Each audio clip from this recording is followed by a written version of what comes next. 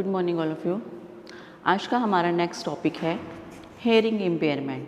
ठीक है बेटा, कल हमने इससे पहले वाला टॉपिक किया था, तो आज हमारा हेयरिंग इम्पेयरमेंट है। कल का था हमारा लोकोमोटर इम्पेयरमेंट।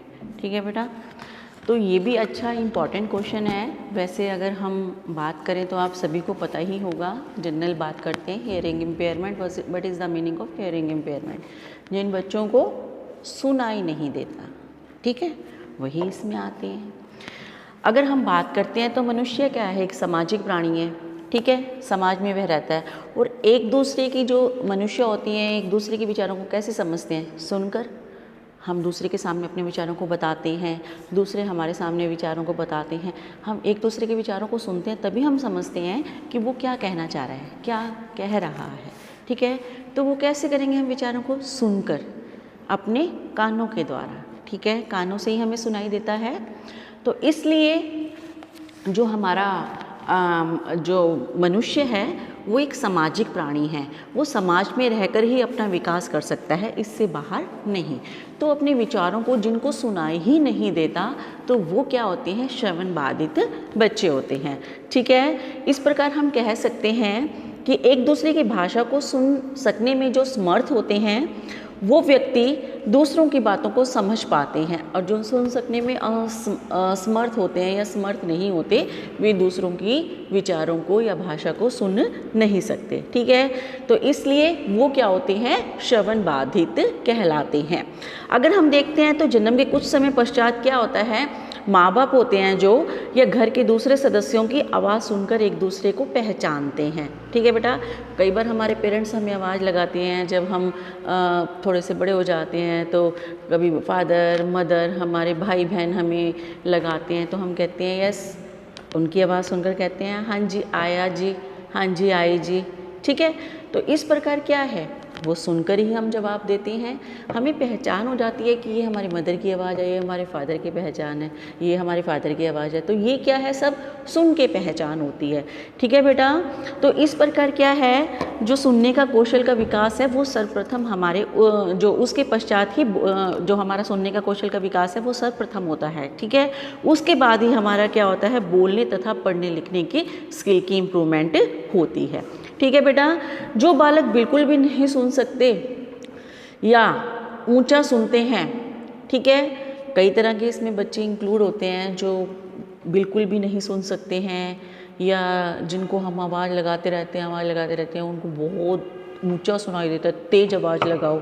ठीक है बेटा, तो उनको हम क्या करते हैं, अपने आप को वो समाज में उनको जो एडजस्टमेंट करने में क्या होता है, कठिनाई का अनुभव होता है। क्यों? क्योंकि उनको नॉर्मल बच्चों की तरह सुनाई नहीं देता। तो इस प्रकार हम देखते हैं कि शिक्षा के प्रचार और प्रसार के कारण नए नए जो हमारे वैज्ञानिक हैं, साइंटिस्ट हैं, उन्होंने यह करके दिखा दिया है कि जो बहरापन या ऊंचाई सुनाने देने वाले बच्चे हैं वो क्या है, काफ़ी हद तक किसी की लापरवाही का ही नतीजा है। ठीक है, ऐसा नहीं है कि ये जब कई बार हमारे जो पुराने पूर्वज होते हैं वो कहते हैं ये पुराने जन्मों का खेल होता है, उससे ऐसा हो जाता है। नहीं, ठीक है, ऐसा नहीं होता। ये सिर्फ लापरवाही या जो हमारा हेरिडिटी फैक्ट्स होता है या किसी दुर्घटना का, उसका नतीजा होता है। ठीक है, तो बहरा बालक सामान्य बालकों की तरह ही अगर हम देखते हैं तो वह उन्हीं की तरह ही होता है, तथा सामान्य बालकों से कई बार क्या होता है, अधिक इंटेलिजेंट भी हो सकता है। ठीक है बेटा, ये तो हमने जस्ट जनरल बात कर ली कि हमारी हेयरिंग इम्पेयरमेंट क्या होती है। नेक्स्ट है, अगर हम इसकी पहले हमने इसके बारे में इंट्रोडक्शन दे दिए हैं। अब definition of hearing impairment children, इसकी क्या परिभाषा है? देखिए, जो श्रवण बाधित बालक है उसको कहा जाता है जो पूर्ण रूप से या थोड़ा आंशिक रूप से दूसरे की आवाज़ को नहीं सुन सकते। ऐसे बालकों को प्राय बहरा कहा जाता है, हेयरिंग इम्पेयरमेंट कहा जाता है। जिन बालकों को बिल्कुल भी सुनाई नहीं देता या उनको ऊंचा बोलने पर बालकों की दूसरे सुनने वाले बालकों की अपेक्षा अधिक नॉर्मल सुनने वाले बालकों की अपेक्षा अधिक परेशानियों का सामना करना पड़ता है, क्योंकि उनको जनरल बच्चों की तरह, नॉर्मल बच्चों की तरह नहीं सुनाई देता। ठीक है बेटा, तो श्रवण बाधित क्या होते हैं? स्थायी रूप से भी हो सकते हैं और आंशिक रूप से भी हो सकते हैं। जो बिल्कुल भी जिन बच्चों को सुनाई नहीं देता वो स्थायी रूप से हैं, और जिनको थोड़ा बहुत कम सुनाई देता है या थोड़ा ऊंचा बोलने पर सुनाई देता है वो अस्थायी रूप से होते हैं, ठीक है, आंशिक रूप से होते हैं। अगर हम एग्जाम्पल लेते हैं किसी भी बच्चे का, तो किसी बालक के कान के पर्दे में कोई भी कमी के कारण ऐसा हो सकता है, ठीक है।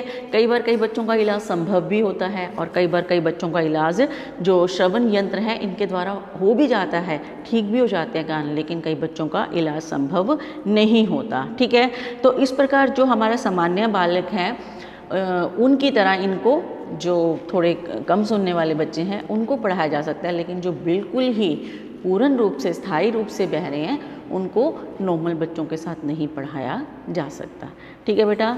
तो ये इसकी डेफिनेशन थी। बाकी आपकी जो आपने और एक दो राइटर्स के अकॉर्डिंग करना है वो आप तो कर सकते हो। उसके बाद है हमारा कि इन परिभाषाओं के आधार पर हम क्या कह सकते हैं कि जो हमारा श्रवण बाधित बालक है वह क्या है, बिल्कुल ही नहीं जो सुन सकते बच्चे, बिना किसी यंत्र की सहायता से भी जो नहीं सुन सकते हैं, ठीक है, बिल्कुल ही जिनको सुनाई नहीं देता, उनको प्रशिक्षण देने में क्या होता है, हमें थोड़ा मुश्किल का सामना करना पड़ता है, ठीक है बेटा। जो बच्चे क्या हैं बिल्कुल भी नहीं सुन सकते या जिनको यंत्रों की सहायता से भी बिल्कुल कम सुनाई देता है, तो उनको क्या है, हमें पढ़ाने में दिक्कतें आती हैं, क्योंकि जब उनको सुनाई ही नहीं देगा तो वो समझेंगे क्या बेटा, ठीक है। हम समझते कब हैं, जब हमें दूसरों की बात सुनाई देती है, दूसरों के विचार हमारे कान में पड़ते हैं, ठीक है। तो इस प्रकार क्या सब हो सकता है, ये जो सब चीज़ें हैं किसी कई बार जो ये श्रवण बाधिता है कई बार क्या होता है जन्म से भी हो सकती है, ठीक है, हेरिडिटी फैक्ट से भी हो सकती है, किसी दुर्घटना से भी हो सकता है, किसी बीमारी से भी हो सकता है, ठीक है। तो ये किसी भी इससे ये श्रवण बाधिता की जो हमारे हेयरिंग इम्पेयरमेंट हो सकता है, ठीक है। आगे हम बात करते हैं नेक्स्ट पैराग्राफ की। हमारा जो कान है वो मानव की क्या है, एक इंद्रिय है, महत्वपूर्ण। हमारी कितनी इंद्रियां हैं, 5 इंद्रियां, नाक, कान, आँख, जीवा और त्वचा, ठीक है। इसमें से कान क्या है, एक इम्पॉर्टेंट ज्ञानेंद्रिय है, क्योंकि अभी हमने बात किया है जो बच्चे जिनको नहीं सुनाई देता या बहुत ऊंचा सुनता या यंत्रों की सहायता से भी नहीं सुनता, उनको पढ़ाने में दिक्कत आती है, ठीक है बेटा। इसलिए ये जो हमारी ज्ञानेंद्रिय है बहुत ही महत्वपूर्ण है। कितना महत्वपूर्ण कार्य करती है, हर जो ज्ञानेंद्रिय है हमारी पांचों की पांच बहुत इम्पॉर्टेंट है। एक की भी अगर वो सही ढंग से ना हो उसका इम्प्रूवमेंट, तो क्या हो जाता है, इंसान को जीना मुश्किल हो जाता है, ठीक है बेटा। तो इसलिए ये बताया जा रहा है कि जो हमारी ज्ञानेंद्रियां हैं वो मनुष्य के लिए बहुत ही महत्वपूर्ण हैं।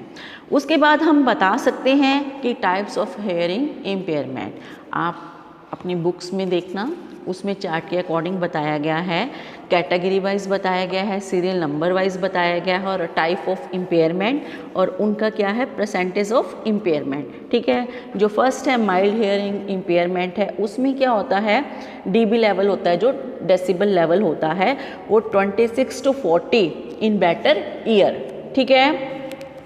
लेस देन कितना होता है परसेंटेज इनका, 40% लेस देन होता है। और जो सेकंड है मॉडरेट हेयरिंग इम्पेयरमेंट, इनका क्या होता है less than 41 to 55 dB in better year, ठीक है। और लेस देन कितना होता है 40 to 50%, जो हमारी परसेंटेज होती है वो 40 to 50 होती है।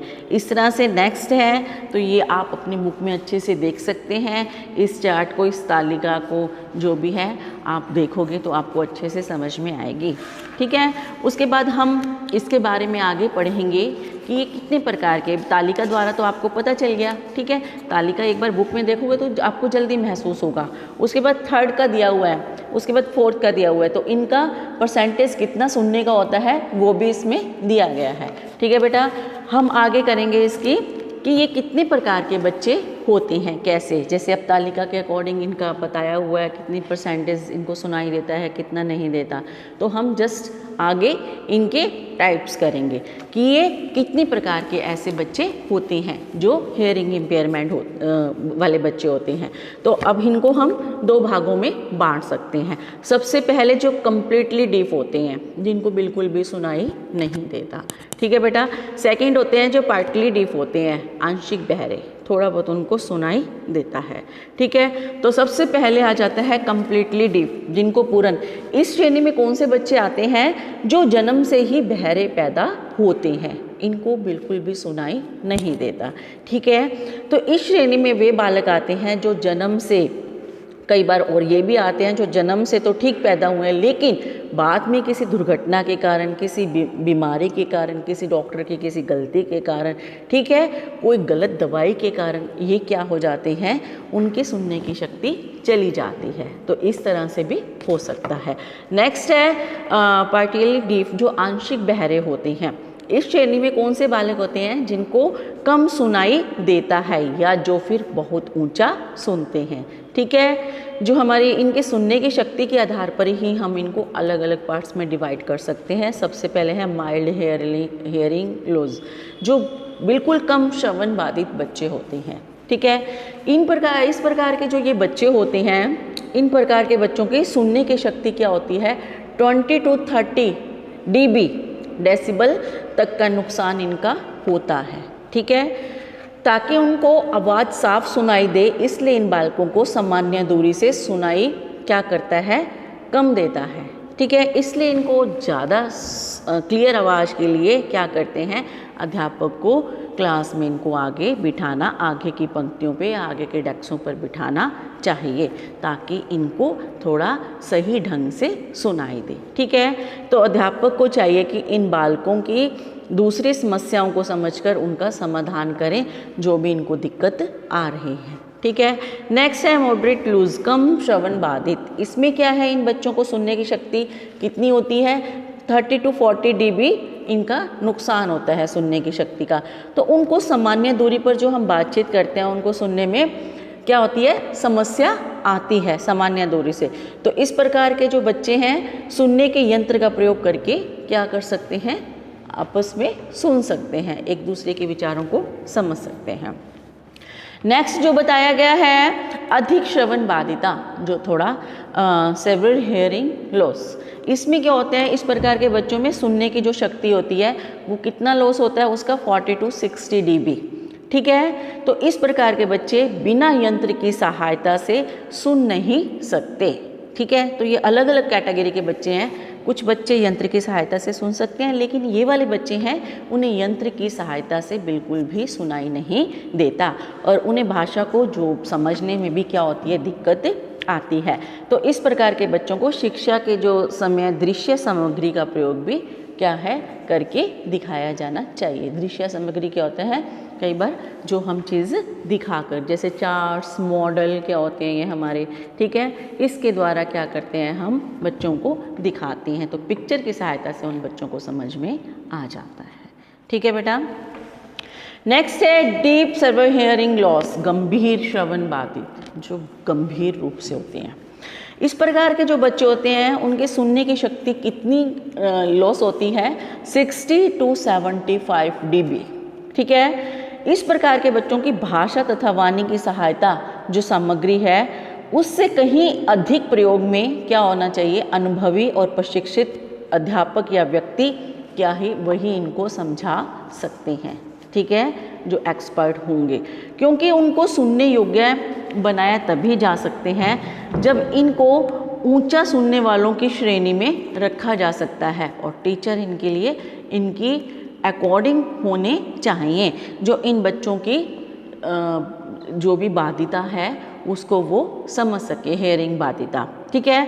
तो इस प्रकार के बालकों को विशेष प्रकार की शिक्षा, जो शिक्षण है, ट्रेनिंग है, देनी चाहिए, ठीक है बेटा। क्योंकि अलग अलग कैटेगरी के अलग अलग बच्चे होते हैं।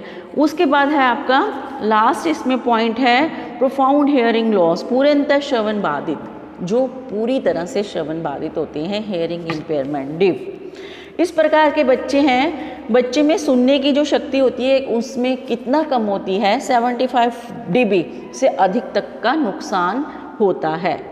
ठीक है, तो इसमें क्या है, सुनने के यंत्र के प्रयोग के साथ भी इस प्रकार के बच्चों को कठिनाई का सामना करना पड़ता है, उससे भी उनको ढंग से सुनाई नहीं देता। ठीक है, इसलिए हम कहते हैं कि आवश्यक है कि इस प्रकार के बच्चों की शिक्षा पर हमें विशेष ध्यान देना चाहिए, क्योंकि जब तक बच्चों को स्टडी समझ में ढंग से नहीं आएगी वो आगे नहीं बढ़ सकते। ठीक है बेटा, तो इसके लिए हमें पेरेंट्स को, टीचर्स को, ठीक है, मिलजुल कर इन बच्चों की इम्प्रूवमेंट के लिए इनका साथ देना चाहिए। ठीक है बेटा, अगर हम जनरल बात करते हैं तो जिनको थोड़ा कम सुनाई देता है या किसी यंत्रों की सहायता से सुनाई देता है, उन बच्चों को तो हम नॉर्मल बच्चों के साथ पढ़ा सकते हैं क्लास में।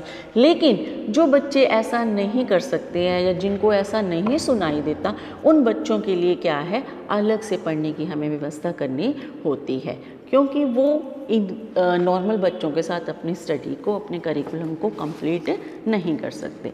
ठीक है बेटा, उसके बाद हम करेंगे इसके क्यूजेस क्या हैं। देखिए, कारण कुछ भी हो सकते हैं। अभी जस्ट हमने पीछे भी बात की एक लाइन में हमने कि हेरिडिटी फैक्ट से भी हो सकते हैं। ठीक है, जन्म के समय कई बार किसी गलती के कारण भी ये हो जाते हैं, किसी दुर्घटना के कारण भी हो जाते हैं, किसी जो गंभीर, कई बार क्या होती है, कोई बीमारी हो जाती है, कोई दवाइयों का गलत इफ़ेक्ट हो जाता है। ठीक है, तो ये बहुत सारी ऐसी चीज़ें हैं जिनके कारण क्या होता है, इनका ये कारण है, क्यूजेस हियरिंग इम्पेयरमेंट है। तो इसमें हम आगे करते हैं कि मेन इनके क्या क्या कारण हैं, पॉइंट टू पॉइंट। देखिए, सबसे पहले हम हेरिडिटी ही लेते हैं। तो इसमें श्रवण बाधिता जो होती है बच्चों में 11 to 60% हेरिडिटी फैक्ट्स कई बार होते हैं। फिर यह रोग कई बार क्या होता है, पीढ़ी दर पीढ़ी हेरिडिटी फैक्ट्स, ठीक है, पीढ़ी दर पीढ़ी चलता रहता है। मान लीजिए इस पीढ़ी में भी वो हेयरिंग बच्चा पैदा होता है इम्पेयरमेंट, तो नेक्स्ट में भी जैसे शुगर की बीमारी भी होती है, वो भी क्या होती है, हेरिडिटी फैक्ट से भी हो जाती है। ठीक है, आपकी ब्लड प्रेशर होता है, ये भी हो जाती है। ये सारी चीज़ें कई बार हेरिडिटी फैक्ट से हो जाती हैं। ठीक है बेटा, नेक्स्ट है आपका इन्फेक्शियस डिसीज़, छूत का रोग। कई बार क्या होता है, जन्म के पश्चात बच्चों को, अगर बच्चे को छूत की कोई बीमारी हो जाती है, जैसे इन्फ्लूएंजा आदि, ठीक है, इस तरह से, तो इनका प्रभाव बच्चे के श्रवण, कानों के अंगों पर बहुत प्रभाव डालता है, जिसके कारण कि बच्चा क्या हो जाता है, हेयरिंग इम्पेयरमेंट हो जाता है। ठीक है बेटा, नेक्स्ट है दवाइयों से भी हो सकता है, टैबलेट्स वगैरह से, ड्रग्स वगैरह से।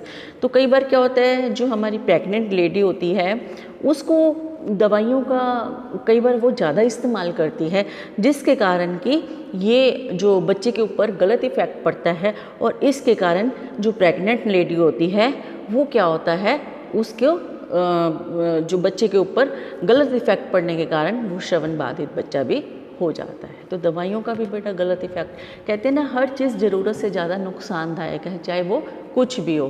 तो ज़्यादा यूज़ करेंगे किसी चीज़ को तो वो क्या होगी, नुकसान देगी। नेक्स्ट है आपका कुपोषण। कई बार क्या होता है, मैलन्यूट्रिशन। इसमें क्या होता है कि गर्भवती जो माता है उसको कैसा आहार चाहिए, पौष्टिक चाहिए। वैसे तो अगर हम देखते हैं सभी लोगों के लिए एक पौष्टिक आहार की आवश्यकता होती है, तभी हम बीमारियों से बच सकते हैं। लेकिन जो एक प्रेग्नेंट लेडी होती है उसको प्रॉपर वे से पौष्टिक भोजन चाहिए, तो उचित आहार कई बार नहीं मिल पाता, उसके प्रभाव के कारण बच्चे पर भी गलत प्रभाव पड़ता है। ठीक है, तो कुपोषण भी जो श्रवण बाधिता का एक मुख्य कारण कई बार बन जाता है। ठीक है बेटा, नेक्स्ट है आपका अनसेफ डिलीवरी। कई बार क्या होती है, जो असुरक्षित डिलीवरी होती है उसके कारण भी ऐसा हो जाता है। कई बार हमारे आजकल तो बहुत कम हो गया, नहीं पहले क्या होता था कि शहर लोगों के गाँवों से, घरों से दूर होता था, जिसके कारण कि वो गाँव में किसी दाई वगैरह से क्या करवा लेते थे, डिलीवरी करवा लेते थे। ठीक है, तो उस समय कई बार सही ढंग से डिलीवरी नहीं होने के कारण बच्चे के ऊपर गलत इफ़ेक्ट पड़ जाता था, और उनका अधिक जो लेडी होती थी रक्त भी बह जाता था, जिसके कारण कि बच्चे के ऊपर इफ़ेक्ट पड़ता था और वो हेयरिंग इम्पेयरमेंट हो जाता था। ठीक है बेटा, उसके बाद है at the time of birth, जन्म के समय। तो कई बार जन्म के समय ऑक्सीजन की कमी के कारण जो हमारी डिलीवरी हो रही होती है उसमें जो हमारे चिमटी वगैरह होती है, इन चीज़ों का गलत प्रयोग किया जाता है, हो जाता है, तो समय से पहले कई बार बच्चे का जन्म भी हो जाता है, प्री मैच्योर बच्चा भी हो जाता है। तो ये सभी चीज़ें क्या करती हैं सॉरी, बच्चे की हेयरिंग इम्पेयरमेंट पर बहुत गलत प्रभाव डालती हैं। ठीक है बेटा। और आप लोगों ने देखा होगा कई बार क्या होता है, बच्चा पैदा होता है उसको पीलिया हो जाता है, जॉन्डिस हो जाता है, तो वो भी उसका भी गलत इफेक्ट पड़ सकता है। उसके बाद है आफ्टर बर्थ, जन्म के पश्चात। देखिए कई बार बुखार, पीलिया, छूत की बीमारी, ये सब क्या होता है, बच्चे को उसमें बचाना कई बार मुश्किल हो जाता है। तो आँख या कान पर कई बार क्या होता है, लगातार इफ़ेक्ट पड़ता रहता है, बच्चे का आँख में से पानी बह रहा है, कान बह रहा है उसका, तो वो भी क्या होता है, कई बार इतना हमारे लिए ज़्यादा बच्चे का कान बहना खतरनाक हो जाता है। ठीक है, तो इसलिए क्या होता है, कई बार किसी की लापरवाही, डॉक्टर होते हैं, नर्स होती हैं, उनकी लापरवाही के कारण बच्चे के कान पर गलत इफ़ेक्ट पड़ता है, जिससे क्या होता है, बच्चा बहरा हो जाता है। ठीक है बेटा, तो ये सब चीज़ें हैं जिसके कारण कि क्या है, हमारा बच्चा, जो भी छोटा बच्चा होता है, वो हेयरिंग इम्पेयरमेंट हो जाता है। ठीक है बेटा, तो इन सब से बचने के उपाय भी होने चाहिए। और ये बच्चा कैसे स्टडी करेगा, अगर कोई हेयरिंग इम्पेयरमेंट है या जिसको कम सुनाई देता है, तो उसके लिए क्या है, शिक्षा बहुत ज़रूरी है।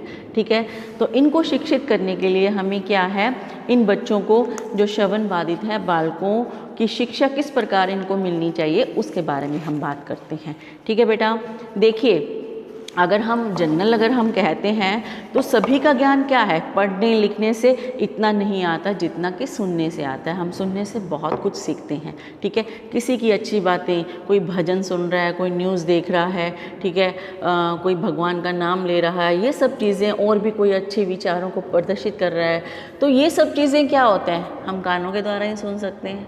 अगर हमारे कान सही होंगे, हमारी श्रवण शक्ति सही होगी, तभी हम सुन सकते हैं। तो इस प्रकार क्या है, सुनने की क्षमता के अनुसार ही हम क्या कर सकते हैं, बच्चों को शिक्षा प्रदान कर सकते हैं। लेकिन जो श्रवण बाधित बच्चे होते हैं, उनका जो मेंटल लेवल होता है, कई बार वो भी क्या होता है, उच्च नहीं होता, तथा वे सुनने के द्वारा प्राप्त जो ज्ञान है उनसे वंचित रह जाते हैं। ठीक है, तो कई बच्चे तो बहुत इंटेलिजेंट होते हैं, लेकिन कई बच्चे इंटेलिजेंट नहीं होते।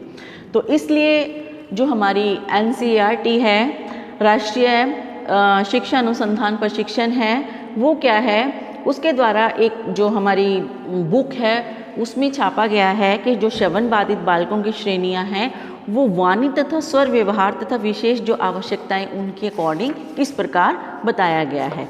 तो आपकी बुक में दिया गया है, इसमें ग्रुप्स वाइज। ठीक है, स्पीच एंड हियरिंग बिहेवियर कैसा है, स्पेशल नीड्स की, तो ये सब चीज़ें आपको चार्ट में दी गई है, आप इसके द्वारा समझ सकते हैं। ठीक है, मेन हम करते हैं, लेकिन ये चार्ट है, इसको भी एक बार आप अगर देखोगे तो आपको बहुत जल्दी अच्छे से और भी अच्छे से समझ में आ जाएगा।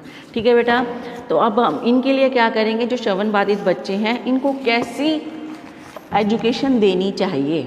तो सबसे पहले इनको होम करिकुलम, जो माँ बाप होते हैं, जब उनको यह पता चलता है कि उनका बच्चा हेयरिंग इम्पेयरमेंट है, तो उनको क्या करना चाहिए, विशेषज्ञों को से जांच करवानी चाहिए। ठीक है, और श्रवण बाधिता के जो स्तर को वो जानते हैं, जानकर उसे क्या करना चाहिए, उसी तरह का प्रशिक्षण देना चाहिए जिसकी उसको ज़रूरत है।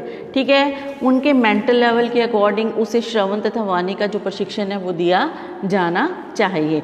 अगर बच्चा श्रवण बाधित नॉर्मल जैसे सामान्य है, या बच्चा किसी यंत्र की सहायता से सुन सकता है, तो वो नॉर्मल स्कूल्स में उनको पढ़ा सकते हैं। लेकिन अगर वो ऐसा नहीं सुन सकता बच्चा, तो उन्हें हम जो अलग से स्कूल होते हैं, श्रवण बाधित स्कूल में ही पढ़ाना चाहिए। ठीक है बेटा, उसके बाद है स्पेशल स्कूल्स, विशेष विद्यालय। कई बार क्या होता है, जो श्रवण बाधित अधिक श्रवण बाधित बच्चे होते हैं, तो उन बच्चों को श्रवण बाधित विद्यालयों में ही प्रवेश दिलवाना चाहिए, क्योंकि वे सामान्य बालकों के साथ ढंग से नहीं पढ़ सकते, उनकी तरह स्टडी नॉर्मल वे से नहीं कर सकते। ठीक है बेटा, तो इसलिए उनका जो करिकुलम है वो विशेष जो हमारे स्कूल्स हैं उन्हीं के अकॉर्डिंग ही होना चाहिए। नेक्स्ट है आपका क्लास अरेंजमेंट। बच्चों के जो क्लास का अरेंजमेंट है वो भी हमें बच्चों की हेयरिंग इम्पेयरमेंट के अकॉर्डिंग करना चाहिए। अध्यापक और विद्यालय का क्या कर्तव्य होता है कि जो हमारे श्रवण बाधित बच्चे होते हैं उन बालकों को इस प्रकार की उनकी व्यवस्था करनी चाहिए कि जिन बालकों को ऊंचा सुनाई देता है, ये जिन बालकों को कई बार क्या होता है थोड़ा कम सुनाई देता है, और उनको आगे की पंक्तियों में बिठाना चाहिए। ठीक है, तो जो क्लास होती है उसमें जो अध्यापक की टीचर की आवाज़ होती है वो गूंजनी भी नहीं चाहिए। कई बार गूंज के कानों में दर्द हो जाता है, ऐसा भी नहीं होना चाहिए। तो अध्यापक को अपने जो चेहरे के हाव भाव हैं और इस प्रकार रखने चाहिए कि बच्चों को जो पढ़ा रहे हैं वो उनसे समझा सके अपने हाव भावों से। ठीक है बेटा, और क्या है, अध्यापक को अधिक से अधिक क्या करना चाहिए, ऑडियो विजुअल एड्स, दृश्य श्रव्य सामग्री वो है यूज़ करनी चाहिए। इसमें आपके चार्ट हैं, मॉडल हैं आपके, ठीक है, कंप्यूटर है और भी बहुत सारी चीज़ें जो रियल ऑब्जेक्ट है वो आप यूज़ करके बच्चे को दिखा सकते हैं, उससे बच्चे को जल्दी समझ में आता है। ठीक है बेटा, नेक्स्ट है आपका वोकेशनल ट्रेनिंग, व्यावसायिक शिक्षा। ऐसे बच्चों को जो बालक श्रवण बाधिता के साथ साथ क्या होते हैं मानसिक रूप से भी, मेंटल लेवल से भी कमज़ोर होते हैं, उन बच्चों को पढ़ाई के लिए क्या होना चाहिए, पढ़ाई के साथ साथ व्यावसायिक वोकेशनल ट्रेनिंग भी दी जानी चाहिए, ताकि कल को ये बच्चे बड़े होते हैं तो अपनी जीविका कमा सकें। ठीक है, तो वो भी इनको साथ साथ सिखाना चाहिए। सिलाई, कढ़ाई, बुनाई, ब्यूटिशियंस, आजकल बहुत सारे ऐसे कोर्स हैं जो हम इन बच्चों को करा सकते हैं। नेक्स्ट है मेथड्स ऑफ टीचिंग, जो पढ़ाने का ढंग है वो भी बच्चों को, जो बच्चे जैसे हैं उनके अकॉर्डिंग उनको वैसा ही पढ़ाया जाए। जिस भी यंत्र की ज़रूरत है, जितना भी उनको श्रवण जो हमारे सुनने के यंत्र होते हैं उन बच्चों को इस तरह से देने चाहिए कि जैसे जिस बच्चे को रिक्वायरमेंट है वो उसी बच्चे को वैसे ही यंत्र मिलने चाहिए। ठीक है, और अध्यापक को क्या चाहिए कि वह श्रवण बाधित बालकों को पढ़ाते समय छोटे छोटे व साधारण शब्दों का या वाक्यों का प्रयोग करें ताकि बालकों को जल्दी समझ में आ जाए। ठीक है, कई बार हम हाव भाव देखते हैं, उनके टीचर के हाथों के ढंग को देखते हैं, वो किस तरह से बता रहे हैं, तो इससे भी बच्चा क्या है सीखता है। ठीक है, तो पाठ्यक्रम संबंधित जो चार्ट है, चित्र है, उसके अकॉर्डिंग ये भी होने चाहिए। और जो साधारण श्रवण बाधित बालक हैं उनको मानसिक रूप से हमें, जो साधारण बालकों से कहीं अधिक कई बार बुद्धिमान भी होते हैं, तो उनकी उपलब्धि के कारण हमें क्या होना चाहिए, श्रवण बाधिता ही एक कारण जो है उनको हम क्या कर सकते हैं, उनकी उपलब्धि, मान लीजिए कोई बच्चा बहुत इंटेलिजेंट है तो हमें उसको ध्यान में रखते हुए उसको शिक्षा देनी चाहिए। ठीक है बेटा, ओरल मेथड और टीचिंग, पढ़ाने में मौखिक जो ढंग होता है वो टीचर को, जो श्रवण बाधित बालकों के लिए यह अति आवश्यक है कि उनको जो भी भाषण या पठन का कार्य है वो सही ढंग से इसका प्रयोग करना आना चाहिए टीचर को, क्योंकि श्रवण बाधित बालकों को साधारण बालकों की तरह प्रशिक्षण कई बार हम देना सही भी होता है, लेकिन कई बार इनको प्रशिक्षण नॉर्मल बच्चों से थोड़ा हट के देना चाहिए ताकि इनको बच्चों को जल्दी समझ में आ जाए। ठीक है, और कई बार क्या होता है भाषण के द्वारा हम अपने विचारों को प्रकट कर सकते हैं, हम बच्चों को बता सकते हैं, तो इसलिए जो बच्चे थोड़ा सुन सकते हैं या जिनको ऊंचा सुनता है वे नॉर्मल बच्चों की तरह शिक्षा ग्रहण कर सकते हैं। ठीक है, और श्रवण बाधित बालकों के लिए यह सब वरदान सिद्ध होता है। तो इस विधि की जो सफलता है वो बालक की ग्रहण करने की शक्ति पर ही निर्भर करती है। ठीक है बेटा, नेक्स्ट है आपका साइन लैंग्वेज, चिन्ह भाषा। आप लोगों ने देखा होगा चिन्ह भाषा का यूज़ हम न्यूज़ जो रीडर्स होते हैं वो भी करते हैं। ठीक है, उसमें क्या है, जो इस तरह से बच्चे होते हैं, जो इस तरह के लोग होते हैं उनके लिए वो स्पेशल न्यूज़ होती है, वो इशारों को यूज़ करते हैं, उनको इशारों से समझाया जाता है जिससे उनको पता चलता है। ठीक है, तो श्रवण बाधित बच्चे हैं जो बालकों के लिए जो अमेरिकी चिन्ह भाषा होती है, अमेरिकन साइन लैंग्वेज होती है, उसका अधिक से अधिक इनको प्रयोग करना चाहिए। ठीक है, हाथ से, उंगलियों से, बाजू से, इन सब से शब्दों और वाक्यों को क्या है बताना चाहिए। वो इन सभी सिंबल से वो वाक्य और अपने शब्दों को बताते हैं और बच्चे क्या हैं ग्रहण करते हैं।